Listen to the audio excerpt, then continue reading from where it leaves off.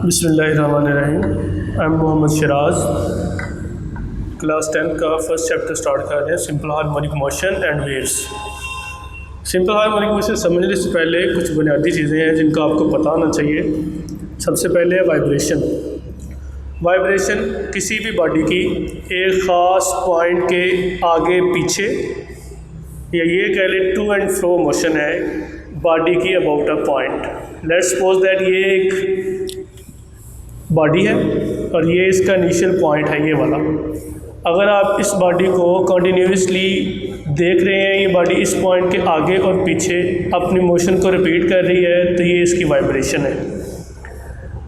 लफ्ज़ ऑसिलेशन और वाइब्रेशन में कोई ख़ास फ़र्क नहीं है। ऑसिलेशन वाइब्रेशन की ही एक दूसरी टर्म है या वाइब्रेशन की तरह ही एक टर्म है। सिंपल हार्मोनिक मोशन ऑसिलेटरी और वाइब्रेटरी दोनों मोशन की एक ख़ास टाइप है जिसको आज हमने पढ़ना है। सिंपल हार्मोनिक मोशन समझने से पहले या समझने के लिए आपको एक एग्जांपल पढ़ा रहा हूँ आज। Motion of mass attach to a spring. फर्ज कर ले आपके पास एक स्प्रिंग है और स्प्रिंग के साथ आपने मास को जो है वो टाई किया हुआ है, बांधा हुआ है। यहाँ पे कुछ पोजीशन मैंने मार्क की है, O point, A and B. दो पोजीशन होंगी इस सारी एग्जांपल के अंदर। एक होगी मीन पोजीशन और दूसरी होगी एक्सट्रीम पोजीशन। मीन पोजीशन कौन सी पोजीशन है? बॉडी की वो position at no net force act on a body. वो पोजीशन जहाँ पे बॉडी के ऊपर कोई नेट फोर्स एक्ट नहीं कर रही होती, उस पोजीशन को हम नाम देते हैं मीन पोजीशन का। और बॉडी की जो मैक्सिमम पोजीशन है अपनी मीन पोजीशन से, उस मैक्सिमम पोजीशन को हम नाम देते हैं एक्सट्रीम पोजीशन का। तो यहाँ पे ये साथ मैंने एम लिख दिया है। एम का मतलब ओ पॉइंट जो है वो इस बॉडी का मीन, और ए और बी जिसके साथ मैंने ई लिखा है वो इसका क्या है, एक्सट्रीम। इन बातों को ध्यान में रखिए, आगे इंशाल्लाह आसानी होगी। अब फ़र्ज़ कर लें आपके पास एक स्प्रिंग है और स्प्रिंग को आपने क्या करना है, या तो स्ट्रेच करना है, खींचना है, या इसको दबाना है, कंप्रेस करना है। स्ट्रेच करेंगे आप इस स्प्रिंग को तो स्प्रिंग इस डायग्राम में ओ पॉइंट पे पहले पड़ा हुआ था। जब आपने इसको स्ट्रेच किया है तो स्ट्रेच करने के बाद ये आ गया है ए पॉइंट पे। पहले वो पड़ा हुआ था ओ पॉइंट पे। आप देख रहे हैं यहाँ पे इसके ऊपर लगने वाली फोर्स क्या थी, ज़ीरो। आपने इसके ऊपर फोर्स नहीं लगाई थी। सेकंड डायग्राम के अंदर आपने क्या किया, आपने स्प्रिंग को थोड़ा सा कंप्रेस कर लिया, थोड़ा सा खींच लिया। जब आपने इस स्प्रिंग को थोड़ा सा स्ट्रेच किया है तो स्ट्रेच करने के बाद ये मास अपनी पोजीशन मीन से एक्सट्रीम पोजीशन पे चला गया है। एक काम हुआ। अब जब आपने इसको स्ट्रेच किया है तो जाहिर सी बात है आपने स्ट्रेच किया है तो स्ट्रेचन आ गई है स्प्रिंग के अंदर। जब आप इसको छोड़ेंगे तो स्प्रिंग जो है वो फोर्स लगाएगा इस बॉडी के ऊपर, उसको दोबारा किस पोजीशन पे लाने के लिए, अपनी मीन पोजीशन पे लाने के लिए। इट मीन कि स्प्रिंग के अंदर एक फोर्स खुद पैदा हुई है और वो फोर्स क्या कर रही है, बॉडी को एक्सट्रीम पोजीशन से दोबारा किसकी तरफ ला रही है, मीन पोजीशन की तरफ।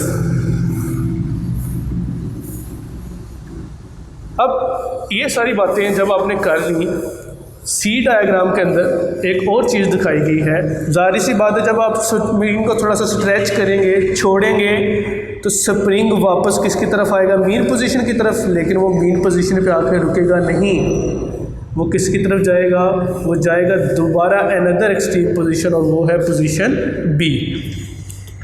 इस सारी बात को आपने पढ़ा हुआ है 9th क्लास में हुक्स लॉ के अंदर। तो हुक्स लॉ क्या कहता है, हुक्स लॉ कहता है कि जो फोर्स है वो फोर्स डायरेक्टली प्रोपोर्शनल है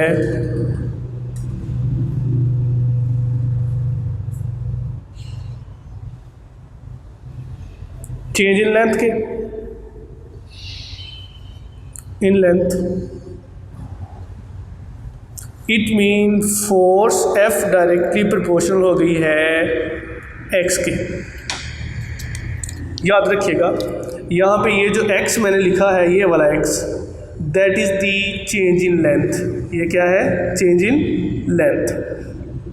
या ये कह लें कि डिस्प्लेसमेंट है जो बॉडी ने कवर की है। कब कवर की? जब आपने उसको स्ट्रेच किया।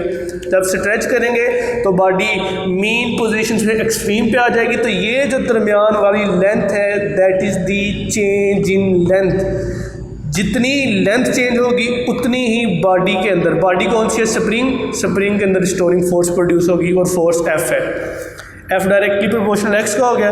और आपने ये बात पढ़ी हुई है, आप ये बात जानते हैं कि आपके पास जब आप साइन ऑफ प्रोपोर्शनैलिटी को ख़त्म करते हैं तो आपको कांस्टेंट यूज़ करते हैं। कांस्टेंट के यूज़ किया मैंने और साथ ही आ गया एक्स और साथ में नेगेटिव साइन। ये नेगेटिव साइन क्यों है मैं आपको आखिर में बताता हूँ। अच्छा चलिए, ये यहाँ पे के क्या है याद रखिएगा, के यहाँ पे स्प्रिंग कांस्टेंट है,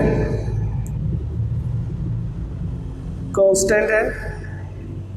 एक्स क्या है? एक्स यहाँ पे डिस्प्लेसमेंट कह लें या चेंज इन लेंथ कह लें।